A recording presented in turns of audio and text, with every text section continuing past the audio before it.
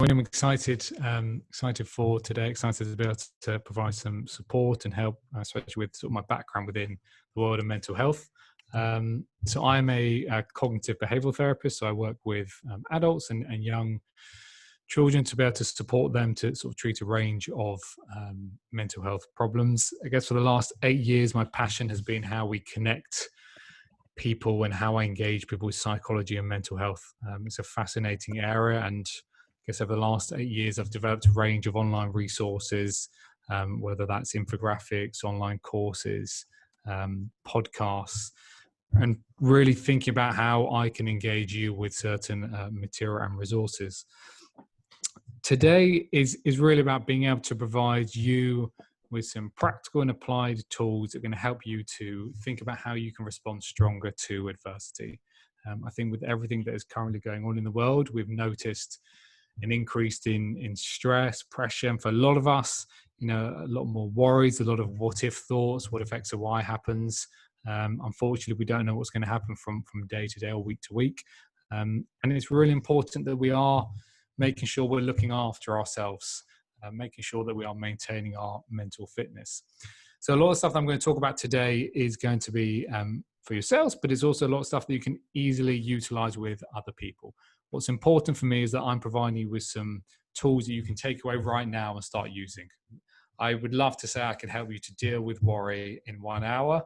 That can take 6-7 sessions of working through with someone for an hour of each of those sessions. So I just want to be able to provide you with some of those really useful resources.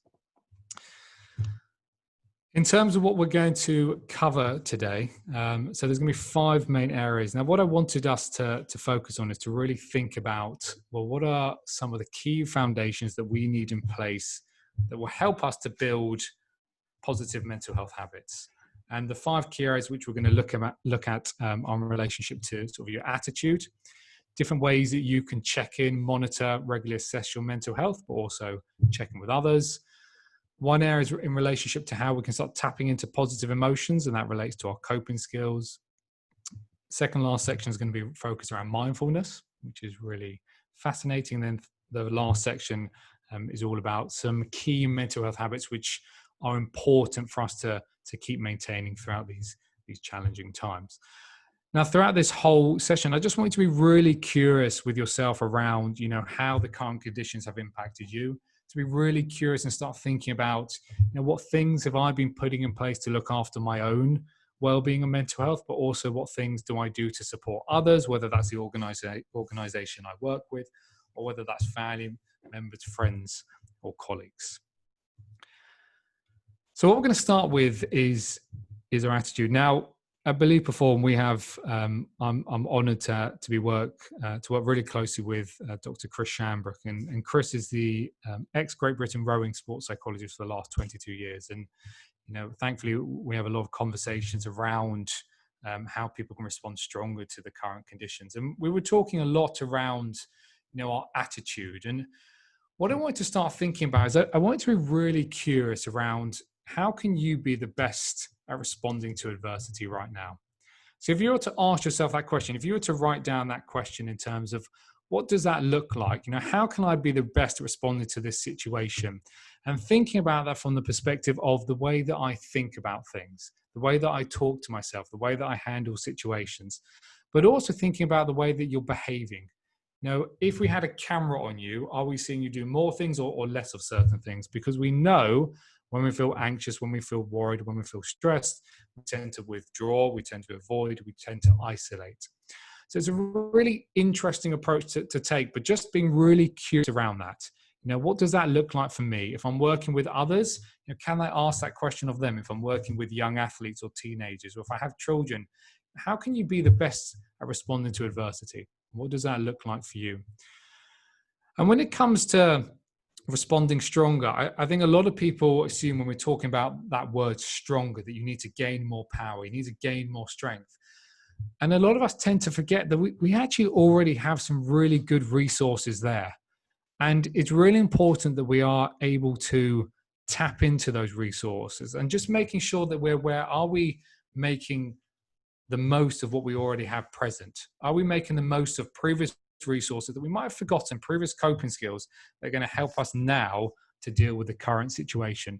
And again, that's just a bit of an attitude change, because I think right now, the terms in terms of responding stronger, it doesn't always need to be, I need to get more power. And I think sometimes that just relaxes people to think, oh, okay, because for a lot of us right now, we don't have the capacity to do that. We don't have the capacity to add into more things. So it's really thinking about what personal resources, what personal coping skills can I tap into, can I utilize that I already have and that are already present. So our attitude is just one area, and it's usually just an introduction to this. And again, I want to approach this from that sense of being really curious. The second and one of the most important things that I often do with people within therapy is a lot of the work when we are helping people to treat, whether it's anxiety, stress, pressure, low mood, we have to get people to have a really good understanding of what is going on. And I think it's really important that before we do that, we're really clear on our concept of mental health within our own mind. A lot of people tend to view mental health as, I either have good mental health or I have bad mental health. And we know that's not the case. We know that mental health fluctuates on a continuum, and that depends on our situation, that depends on our circumstance. So it's really useful that we're able just to check in with our own mental health. If we can check in with our mental health, we're going to be able to know when we need to put some coping skills in place to be able to deal with certain problems. We're going to be able to know when we need to ask for support and ask for help. So a really important question to ask yourself, and once we move on to the next slide, is where do you feel that you are at this current time with regards to your mental fitness, with regards to your mental health? And I want to introduce you to the mental health continuum. So the mental health continuum helps us explain mental health, and I think it's a really useful way that I use in terms of being able to check in with my mental health. And as you can see, we fluctuate depending on that continuum. So if we start with the first aspect, which is thriving. When we're thriving, this is normal functioning. A lot of people tend to assume when somebody's thriving, they're perfect, they're really happy all the time, they're not anxious at all.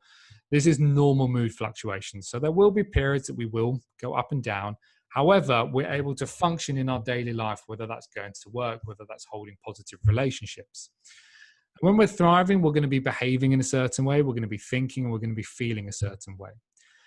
And what's a really useful and simple activity or exercise that people can engage with is along each stages of this continuum, you could write down the differences between how you think, feel, and behave as you fluctuate yourself.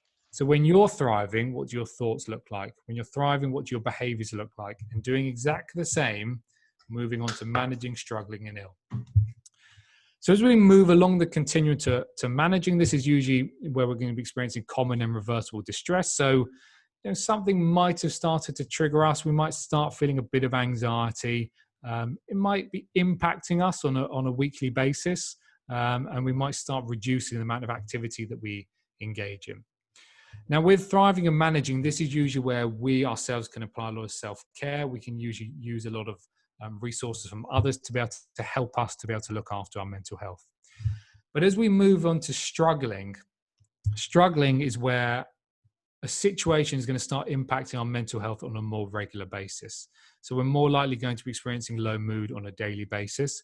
We're more likely going to be withdrawing, isolating. And as we go along the continuum, it now starts to impact other areas of our life. So it's starting to impact our work, as well as our personal life, as well as our relationships. And then finally, we can move on to ill, which is where someone would be diagnosed with a clinical disorder. And this is going to be impacting everyone on a day-to-day basis. There will be excessive worries. Low mood will be experienced for long periods of time, low self-esteem, and withdrawal, isolation, and neglect will be quite a regular occurrence, whether that's from certain activities or people potentially oversleeping. Now, the interesting thing with the continuum is there's a great continuum image that mental health first aid do, and they include coping skills on the continuum. Because just because someone is diagnosed with a clinical disorder does not mean that they are not coping. Some people will have clinical disorders, yet they're on the right medication and they are getting the right help and they are coping well. So it's really important that we think about coping skills when we talk about this continuum. But it's just a really useful activity and exercise to sort of sit in right now and say, well, where do I think I am on that continuum? Where do I fit? And the reason why I'm also sort of showing this material is because we know from research that people who have better mental health knowledge and literacy are not only more confident in looking after themselves, but are also more confident in looking after others. So for me, it's really important that I'm able to upskill everyone in certain concepts and topics. And I think having good knowledge of this continuum is a really useful tool in terms of just asking yourself, where do I feel that I am today? And as I mentioned, if you wanted to engage in a simple activity, you could write down, what do my thoughts, feelings, behaviors look like as I fluctuate along each stages of those continuum. By doing that, you start to monitor and understand how they change, how they're different, how they look.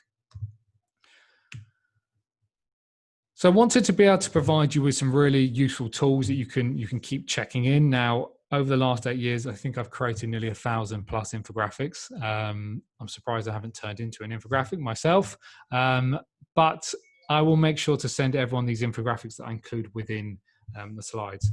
So one really useful way and simple technique that people can check in with an emotion is something called the emotional thermometer. It doesn't have to be used for anxiety. It can be used for a range of emotions. And the way people tend to use this is they either attribute colors to that thermometer, and what they like to do is they like to check in with that thermometer to see where they are. Because often, sometimes when people feel really low or they feel really anxious, they tend to feel that they're worse than they truly are. So by having the thermometer, they're able to check in and say, am I feeling green, yellow, or red today? And by checking in with yourself, you then have an action plan of what I'm going to do next. So some people with the thermometer like to use numbers. So they like to go from 0 to 10. So let's say they were using the emotional thermometer for their mood. 0 might be feeling really, really low. And next to the number 0, they're going to write down what that looks like in terms of their feelings, in terms of their behaviors, in terms of their thoughts. And they're going to do the same as they go through 1, 2, 3, 4, and up to see how that changes. So 10 is going to be feeling really happy, feeling really good. So again, it's a very simple activity that anyone could do. You can utilize with yourself, you can utilize with others, just to check in with your well-being, to check in with an emotion. And I think we need to do this more as individuals, because we're then going to know what we need to put in place to be able to cope if we are feeling, a 2 out of 10 today. So it's a really simple activity. The next activity which I wanted to introduce everyone to is the body scan technique. Now, the body scan technique is another really useful tool to engage with how you're physically feeling. We know there's a strong connection between our mind and body. We know that when we feel stressed, when we feel anxious, when we feel low, that impacts physical sensations, that impacts our physiology. So the body scan technique can be done anytime, it can be anywhere, requires 2 to 5 minutes to just find a really quiet space. And what I recommend you do is actually trying it before you wake up. So I often do this, when I'm feeling, anxious or nervous, because it's a really useful tool just to check in with myself. So what we're doing is we're going to ask ourselves, how am I feeling today? And do I notice any changes, any physical changes in my body? Where do I notice those changes? Am I experiencing an increase in heart rate? Do I experience muscle tension? Sometimes those changes might be more within our mind. We might be experiencing more cognitive experiences, so more thoughts going through our mind. Do I feel stronger? Do I feel weaker? Do I feel relaxed? Do I feel tense? And by engaging in this process, again, you're just able to truly reconnect with your mind and body and understand what is going on. From that point, you will then put some simple steps into place of what you need to do next. So I know sometimes if I'm feeling, if I wake up feeling a bit anxious, I might monitor it, engage in a body scan, and I might say to myself then, okay, I'm noticing a lot of tension in my body. So what I want to do then is engage in 5 to 10 minutes of progressive muscle relaxation, or engage in some deep breathing. So it's about being really proactive with those steps. But I could not recommend these tools enough. And I think they're really important for us to just build that general sense of awareness with regards to our overall well-being and mental health. So I will make sure to send both of these infographics along with any other content to all of you, so you have access to the material. So the next aspect which I wanted to focus on is in regards to tapping into positive emotions, or tapping into our previous resources. Right now, with all the stress and pressure that's going on, the ability to sort of feel that I need more power, I need to develop something, I need to grow, can be quite a difficult concept for people to get their head around, especially when you're managing numerous relationships, whether that's at work or with your family. So a personal coping history timeline is a really useful activity to do. And it's a really simple one. You get a big piece of paper. And on that big piece of paper, you might want to go back over the last 5 or 10 years. And over those 5 or 10 years, you're going to identify moments where you've experienced stress or pressure. And you're going to identify moments where you've coped well with those situations. There's always going to be times in the past where we've managed, where we've had certain characteristics, certain attributes, certain skills that have allowed us to cope efficiently. And when you engage in this timeline, again, whether it's 5 or 10 years, you might find 10 situations. And within those situations, I want you to write down what happened, how you coped. I want you to try to understand how you behaved. What were some of the thoughts going through your mind? Because what I want us to do is start building a recipe for success. I want us to start understanding what things work for me, what coping skills I've used in the past that are going to allow me to thrive now. Because I'm very confident that a lot of you will have some previous resources that maybe your mind is not necessarily tapping into that it can be using. And by identifying previous experiences and by tapping into those experiences, it's just a great opportunity to progress, to grow, to learn, to develop. But it's also a really useful tool to build confidence and to build confidence in your coping skills in your toolbox. So for me, it's imperative that all of us have a psychological toolbox and we know what skill set we're going to be using in certain times. So for this, when we want to be coming out of this, we want to be stronger. We want to be more resilient. And I think if we know what our recipe for success is, we know what resources we have, that's going to be a really useful and helpful thing to utilize moving forward. Now, this is a really simple activity that you can use with young people, you can use with children, you can use with colleagues. It takes, I would say, 15, 20 minutes to truly engage with it. But it's fascinating. I've done it myself, where you write down all those previous experiences and you write down all the things you've done and you think, I didn't realize I coped really well with that situation. I didn't realize that was the way to think. It then gives you a model to move forward.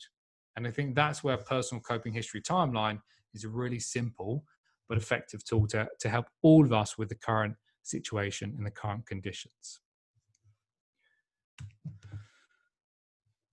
So the next area which I wanted to focus on is the topic of mindfulness. And I think it's really important that we just take a bit of time to check in with ourselves and just think about, what have we all been experiencing right now? So for a lot of us, I know from the people that I've spoken to, we've been really absorbed in our thoughts, potentially more so worrying about the future. A lot of people will be experiencing what if thoughts, very common because of the uncertainty. Now, the interesting thing with the model of cognitive behavioral therapy is usually people want to get more certainty, but unfortunately it's very difficult to do that. So what we do is we teach people to learn how to tolerate the uncertainty. And there's a model by which we do that within CBT. Now, the interesting thing with thoughts is when we attach a lot of time, meaning, importance to them, that's when they become problematic. That's when they start impacting us in terms of the way that we feel and the way that we behave. So if we've got a lot of thoughts and worries in relationship to the future, the unknown, we start feeling anxious, we start wanting to avoid social contact, we start wanting to isolate. And it's quite difficult to be able to detach ourselves from those thoughts, especially when there are so many related to so many different situations and scenarios. Mindfulness for me, I think right now is going to be a very important tool for a lot of us. And I think being able to learn the skill, if you have the opportunity to learn more about this area, I would highly recommend it. As much as we have some great content on our site, I will always push people in the right direction of other fantastic resources, because there are some great apps that really help people in terms of utilizing the skill of mindfulness. So these 3 points describe mindfulness. So mindfulness is all about paying attention to an in-the-moment experience as opposed to being caught up in your thoughts. It involves a particular attitude, which is one of openness and curiosity. And that same attitude has to be applied when people are potentially even experiencing unpleasant emotions. being really curious around them, being really open to what's going on. And then finally, the ability to consciously direct, broaden, or focus your attention on different aspects of your experience. For me, I think when we use the terms or word mindfulness, sometimes we use them quite freely. It's not easy to be able to adopt that as a mindset. It takes a lot of practice. But with all of these things that I'm talking about, what I would recommend with the tools is to utilize them on a weekly or daily basis. Don't wait for something to go wrong to try practicing it. It's exactly the same of the example of deep breathing. We work a lot with athletes to teach them how to manage anxiety. Sometimes I would teach an athlete how to utilize that skill, and they'll only then use it when they're in a moment where they feel really anxious. Well, surprisingly enough, it doesn't tend to work as effectively because they haven't practiced it. They haven't got their brain and their mind and their body well connected in terms of how to utilize that skill. And it's really important that we are trying to find ways to build all of these skills into our regular routines. So mindfulness as an approach is fascinating. I'd highly recommend and have a lot of resources around a modality of therapy called acceptance and commitment therapy, which is again fascinating, and I think is going to be helping a lot of people right now with the current situation. So the one thing which mindfulness teaches us is all about being able to ground ourselves back to the present moment. Is all about being able to stay present with the here and now, all about being able to connect our senses to certain experiences, to certain things that are going on. But it's also being able to have the ability to step back from negative emotions, from negative thoughts, and just seeing them as nothing more than just words or pictures. So rather than holding on to them really tightly, some of those unhelpful, those negative thoughts, just holding them lightly. Now, that itself, I would love to be able to teach you all within the space of 45 minutes, but it takes a bit of practice. And I think that's a common misconception around a lot of the stuff that we do in mental health. And that's why it's always fascinated me how we engage people with psychology. I want to be true to you. And I want to say, here are some tools that you can take away today, rather than saying to you, I can help you deal with this and manage this in an hour. It's not realistic. It's important that we take time for ourselves to try and apply some of these skills. So mindfulness, the approach is just one of the areas is focusing on being present. And I wanted to provide you with 2 activities that can help you to do that anyone can do and anyone can start trying to implement. Now, one of those activities, we're going to start with the activity on the left is all about choosing an activity to do mindfully.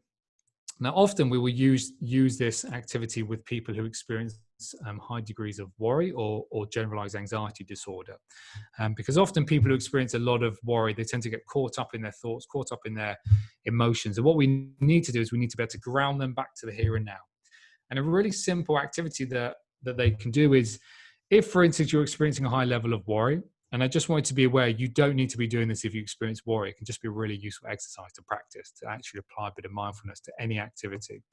But if you experience a bit of worry, a bit of anxiety, and you're engaging in a certain activity, so that could be that you are cooking, could be that you are typing behind your desk, you need to try and use all of your senses to fully engage with that activity. So it's a matter of pausing, it's a matter of getting into a slow and steady breathing rhythm. And it's a matter of trying to really engage with that activity in relationship. What can I hear in my surroundings? What can I feel? Understanding that in relationship to the texture. Is it smooth? Is it rough? Can I notice any smells in the area? What can I taste? And by connecting in that process, you're slowly grounding yourself back to the here and now. You're reconnecting with that experience of what you are doing. Now, for some people, it's a really effective tool, and I would highly recommend that you utilize it in any activities. I try to do it if I'm going for a walk. It doesn't have to be something that I'm doing when I feel anxious, when I feel worried, but it's a really simple activity that you could recommend and use, whether that's with colleagues, whether that's with family members. The activity on the right is very similar, but it's more of an approach in terms of, can I just be present? If I'm engaging in a walk, can I think about how I can apply some mindfulness? So usually the tool starts with, can I focus on 5 things that I can see? What are those 5 things? Can I identify 4 things that I can hear? What are 3 things I can touch? Now, sometimes if you're walking, That doesn't necessarily have to be something in your hands. That could be the texture of the floor underneath your feet, or how you feel that sort of connects with your body. Then that could be identifying 2 things that you can smell or even taste. And then finally, being able to have that one deep breath, being able to sort of calm yourself down. There are lots of different ways that these are delivered online. There are, again, some fantastic resources. For me, for someone to truly be mindful, it takes a lot of practice. And I can't emphasize that enough. It's not a matter of once every month and trying to adapt it. It's a real skill, and it's not easy. But I think throughout these difficult periods, it's important that we are applying a lot of self-care. And if we can just be able to ground ourselves back to the present moment, that will help us in terms of being able to manage our worries and not necessarily thinking too much about some of those future thoughts or the unknown. So, moving on to the last area, the last foundation, which for me, I think is important. One of the things which we need to be doing is building positive mental health habits. And what we know is that when we feel low, when we feel anxious, when we feel stressed, what tends to happen to people is that we stop engaging in certain activities. And that tends to be in the format of withdrawal. We tend not to connect as much with people. We tend to isolate. We tend to avoid certain situations or certain things that we need to be engaging in. And we stop doing some of those really simple and human things. We also know that there's a cost to not looking after ourselves. So if we get into that habit whereby we're experiencing some of those unhelpful emotions or thoughts, and we start engaging in these unhelpful behaviors, it becomes a negative vicious cycle where we just go round and round. We don't do anything. We stop doing things. We isolate, we withdraw. That makes us feel worse. That then impacts how we feel about ourselves and our self-esteem. So what I wanted to do is just provide you with some really simple ways that you can build positive mental health habits and also support others over the coming days and weeks. So I think the first thing to do right now would be to take 5-10 minutes, whether it's after this session or within your own time, and just to check in, to do a bit of an activity schedule and to sort of ask yourself, what have I been doing over the last 3 days? So if I was to do a schedule from 8 a.m. in the morning to 12 p.m. at night, or to write that out on a piece of paper and to write down all the things that I was doing, whether that's work-related, family-related, connecting with others, just to understand those behaviors. And again, when I'm talking about behaviors, it's as though if you have a camera watching you, what would I see you doing? Is there anything you might start doing more or less of as a result of feeling a certain way? And after doing that, just ask yourself 3 questions. Do I feel I've been going backwards? Do I feel that I'm standing still? Or do I feel that I'm moving forwards? So just checking in with yourself in relationship to some of those behaviors that you've been doing over the last 3 days. And also reflecting on things that you've been pleased with, but also maybe things that you've been frustrated with. Because what I want us to do is I want us to start moving into a phase of proactivity. I want us to start understanding the importance of certain habits and how they can help me in terms of maintaining my mood, but also connecting with others and reducing feelings of anxiety or worry. So really simple activity. Again, I utilize this a lot with young people and children.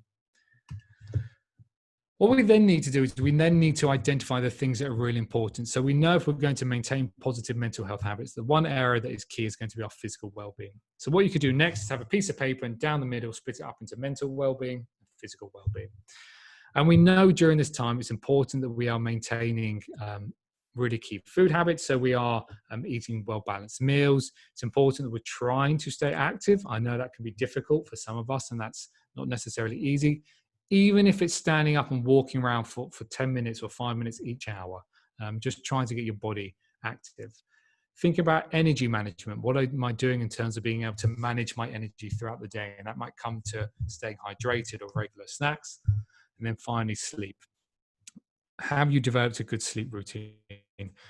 It's really interesting how a lot of my clients have spoken a lot about sleep because they don't necessarily have something to wake up for. They can wake up whenever they want. They can go to bed whenever they want. If they don't have a meeting till 10:30, sometimes it can be really difficult to maintain motivation to wake up earlier.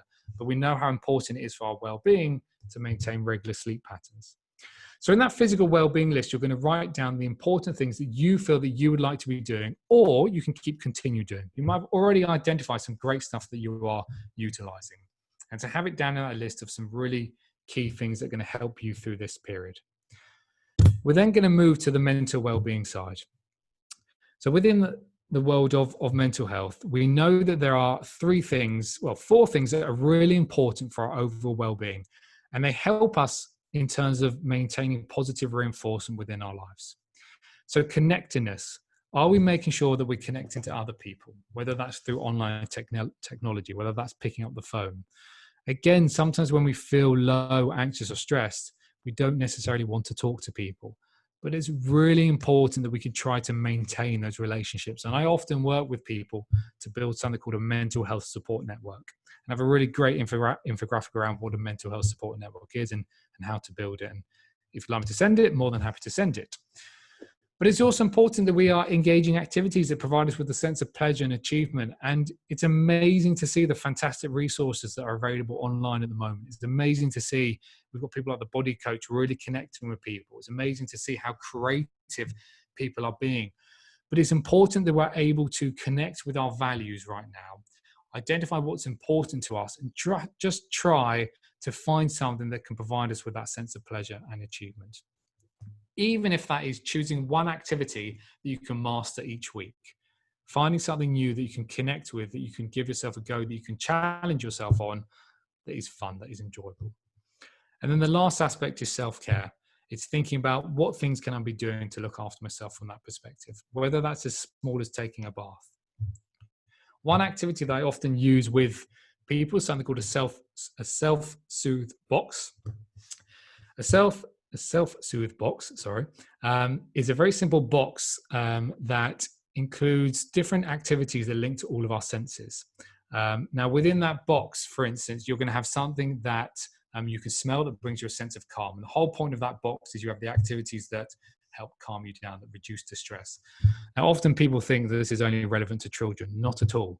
It doesn't have to be a box. It can be somewhere that you know that we have all these different activities that you can utilize to help calm you down. Can you have something in that box that you can see? So whether that's a picture, whether that's a video that just reminds you, just brings you a sense of calmness, makes you smile. Can you have something in that box which you touch? You know, some people like to have a stress ball within the box. Other people like to have certain pieces of material that, relax them. Each to our own. Might have a candle, so in terms of smell. And then finally, people might have something in the box, for taste, something that, again, calms down. Usually recommended that when people feeling sort of a sense of panic, the water and sort of staying hydrated can help with that. So whether that could be having a glass of water. And then finally, having an activity in the box you can actually do, whether that's doing Sudoku, whether that's doing crossword, whether that's a puzzle, something that just soothes you. So again, there's so much we can do from that self-care perspective. But again, going back to your list of mental well-being, can you now think about what things do I want to start implementing that connect me, that provide with a sense of pleasure, achievement, and self-care? Just spending 5 to 10 minutes. I'm not expecting a list of 100 items. It could be 5 to 10 things that you can start thinking about. The next step and the next area that's useful to focus on is then trying to identify routine and necessary activities. And the reason why I'm talking about these is often when we are stressed, when we are anxious, there tends to be a sense of disruption and we stop engaging in the things that are really important to us, like routine and necessary activities. So routine activities would be things such as going to work, and they're going to be those regular things that you do each week. It could be exercising each week at a certain time. Necessary activities could be things such as paying the bills, could be cleaning, could be cooking.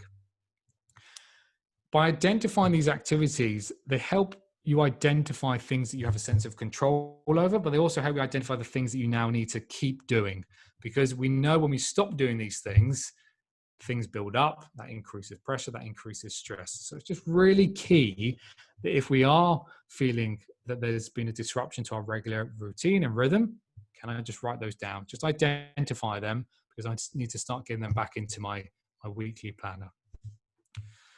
Then finally, the last point is going to be scheduling all of those things into a week. And that can often be overwhelming. Some people like to schedule day by day. Some people like to do week by week.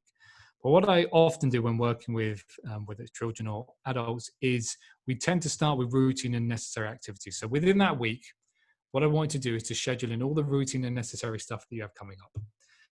Once you schedule that in, you can then work around. You can then put in some of those activities that are important for your physical health, for your physical well-being, and also your mental well-being. You then have a lot of different things you can try to implement, thinking about how can I connect with others? How can I find an opportunity for my day to be active, to engage in some self-care? Now, what I don't want us doing is trying to think, how can I get all those activities in one day? It's just a matter of thinking, how can I do one or two things in relationship to my physical health and mental well-being each day? For me, this has been highly beneficial for a lot of people because it's just brought back that sense of routine, sense of calmness. They felt that they've gained more control over what's going on. So it's just a really simple activity that anyone can do. And then finally, moving on to the last step in regards to this is just going to be reflecting. We need to keep moving forward. And I think the first question on this slide is really useful. How can I be, and what can I be curious around testing out today in relationship to how I'm looking after myself? And just ask yourself those questions. Do I feel that I'm going backwards? Do I feel that I'm standing still? Am I moving forwards? And then how proud am I of what I said I was going to do? Engaging in this reflective process allows you to just monitor those behaviors. And by doing that first step of checking in over those last 3 days is a useful tool to know what are some of the things I've been frustrated with, what are some things I've been pleased with. There might be a number of things that you already do that connect you with those physical and mental and well-being aspects, which I spoke with, and that's great.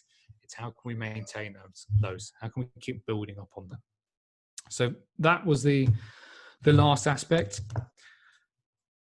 For me, with regards to moving forward, I guess what's been fascinating over these last 4 or 5 weeks for me is how, for us as an organization, we've been really busy. And, for me, that's great. And I'm really pleased.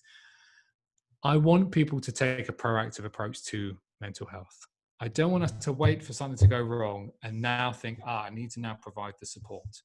It's how can I start looking after myself? How can I do this from an organizational perspective in terms of the things I'm going to start putting in place so that we are ready, so that we understand our recipe for success? And I think that comes from building those strong foundations.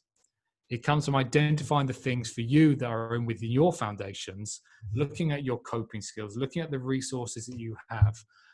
And what I try to do with people is I try to get them to think about how can I find opportunities throughout my day where I can work on my mental health.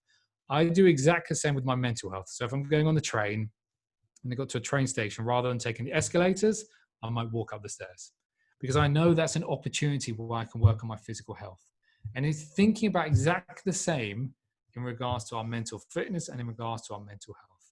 So for me, I want us to be proactive. I want us to start thinking about what small things can I do daily to look after my overall mental health. That doesn't mean looking at something for 3 hours, for an hour each day, even if it's as small as starting with some breathing, just to wake up each morning to start your day fresh and to have a calm mind and calm body. So nearly close to 45 minutes. Just wanted to thank you all for listening. BelievePerform.com, we have a wealth of resources.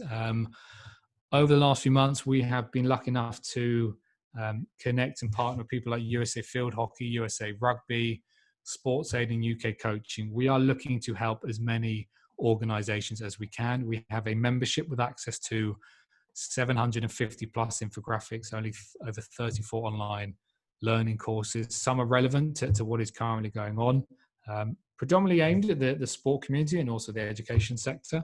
But if you're interested in some of that content, we want to be able to help as much as we can. My passion is supporting people to look after their mental health and well-being. So even if there's questions not relating to that, just general questions of yourself or others, I'm here to help. That's what I feel I've been put on this planet to do. So I will help in any way that I can. So yeah, thank you to everyone for listening. Well, Adam, fantastic. I think, thank you so much. That was amazing. And no doubt our members in this webinar have really taken that on board, and there's some amazing resources there. We've got some questions. So starting with Brendan from the Golf Foundation. Is there any apps that you recommend for mindfulness? I think the number one app would be Headspace. I think they're brilliant in terms of what they do. I know Calm is pretty good in terms of anxiety related things, and I'm sure they have stuff as well in terms of mindfulness. But I mean, in terms of mindfulness, but Headspace would be that number one app that I would utilize, I guess, for helping people. Yeah. Great. And Anna from UK Youth is just wondering if she's okay when we share their graphics and the slides from this presentation, if she can, well, send those out to her organisations across the UK. Yep. So we're all about sharing and connecting. If people want access to more infographics, like I said, I have 750 plus. So yeah, please feel free to reach out, and yeah, we can have a conversation because I want to help. That's my priority. So yeah. And I'd like to just add on there that the live recording of this webinar will be available on our website, so that we'll be able to pick up and share that. So Jane from the Karate Union of Great Britain just wanted to say about Headspace and Calm that they have something called Makuso. Hopefully I'm pronouncing that right. That they do at the end of the class to promote their headspace and calmness. And then Brendan again is just wondering about managing the mental well-being of furloughed staff, which I guess it might be quite a big topic at this time. Yeah, I think right now it's making sure you're checking in with them, making sure you have the right support in place, but also making sure you're creating a environment for them where they feel safe, where they know that they can get support. And I think that comes down to us, providing them with practical tools and advice of where they can go. There's only so much that you can do, but I think if you have a good support system in place, that's going to be great. I think if you can educate them around certain areas, and I think this stuff is great for them. Can they learn about mental health? Can they learn about some of those techniques? It's going to be useful. And I think a big part of what we do in CBT is normalizing a lot of the feelings that people are going to be experiencing. It's normal to be experiencing a bit of anxiety and worry. And I'm confident that most of us here would have had the thought of what happens if I lose my job? What happens if I can't support my family and do X or Y? So right now, I think it's going to be about that environment that you create. And again, I'm more than happy to explore that in terms of how you could approach it. But I think being able to check in with them would be the first step of seeing how they're doing. I know a lot of organizations are doing surveys right now. And I think that's a useful way of doing that. But yeah, it's a bigger conversation. I'd love to have that chat if you could email me. Great. And then, so there's a few follow-up questions there just about sharing the examples, and Adam has been kind enough to say that we can share them. So please feel free to put them out to your members and those around you as well who could benefit from those. From John Byrne, Active Partnerships, how do we industrialize these approaches for our sector? We have role pre, during and post-COVID. Our sport clubs are key to community assets and potentially have a key role to play in the recovery. Yeah, I think for me, it's going to be education. We know how well people have been engaging with things like mental health first aid. I think that's a good starting point for organisations in terms of getting in place, making sure that we have that in our system. But it's also a matter of our mindset and our attitude towards mental health. That stigma is still there. For me, the charities across the world and in the UK are doing a great job of getting people talking about their mental health. And what's happened now, we've got a huge demand and we just don't have enough resource to cope with the demands. So the next step is teaching those coping skills. Can I learn those coping skills, which I can then teach the people that I work with? Can I provide them with those skills, whether that's sessions? It doesn't have to always be face-to-face, it can be online. But also, do I have stuff in place already that if someone is struggling, we have an action plan, we know what we do. And I think having all those things in place of understanding your recipe for success when you come out of this is going to be important. But it's the very general stuff of making sure they're looking after their sleep, their physical well-being, their overall mental well-being. I think the future, I'm worried that we're still going to have this reactive approach. I'm worried that when we come out of this, people are going to forget, and then mental health is all of a sudden going to stop. I pray and hope not, because I feel that this is now an opportunity for us to all reflect and grow and start looking after ourselves, rather than something big has happened in the organization and now we need to do something. So I think it's moving into that phase of proactivity. Great. And where would be the best place for everyone on this webinar to go access these infographics and these information? Would that be social media, Twitter, Yes, or website? I think if you contact me, I'm more than happy to give away, set up the resources for free. I'd love to, we want to connect with more people. So, I love to have a conversation. As you can tell, I love to talk. So feel free to email me. I want to see how we as a country can do a better job, especially within that sport world. I don't think we're doing a good enough job. We've got some great sports psychologists and we do have some fantastic things in place, but I know several organizations where there are young athletes, hundreds of young athletes present, and they're not getting the right support they need. So it's now, what can we do? How can we all work together to manage this and look after the people, because we're all going through it. We're going to be able to keep it in perspective and be able to support each other. That's the one way we'll come out of it stronger. Fantastic. And so just to add to that, I will, if Adam's happy to let me, I will share his email with everyone on this call later today, so you can reach out that way. And then from another message from Chelmsford Karate Club, the fact that athletes can't compete at the moment is affecting their mental health terribly, and I think that's a huge issue that's going to be facing the sector moving forward, right? Yeah, I mean, interesting enough, Chris and I, who again, Chris had that background in GB Rome, we did a training plan. So there's a 25-minute video on our site. It's around how athletes can respond stronger when their season ends unexpectedly.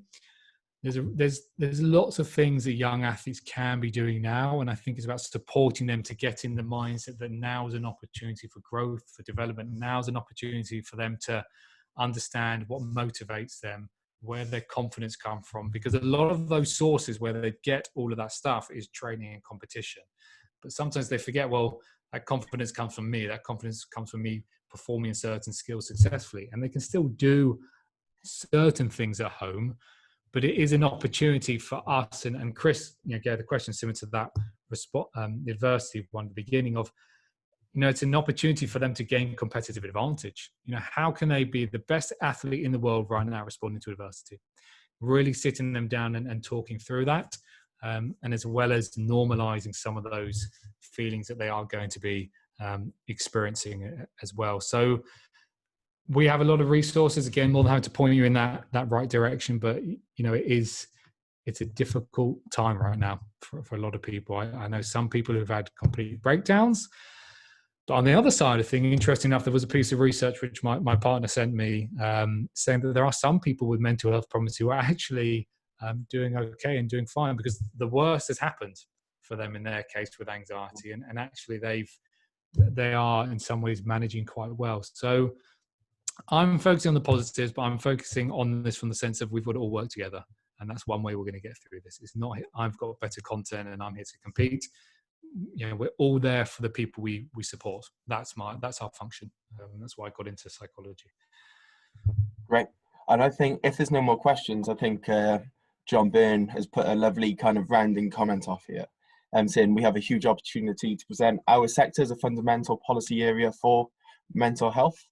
And I would also like just thank Adam once again, and thank you for everyone for joining today. I will circulate the information from this webinar, and it will be available for a playback on our website on the Catch Coffee series. Please feel free to tune in and see what else is there that might take your interest and your fancy. But Adam, thank you, and thank you for joining us today. No worries. Thank you, everyone. Cheers. Thank you. Bye all. Thanks, Adam. Cool. Bye. Thank you. Thanks very much.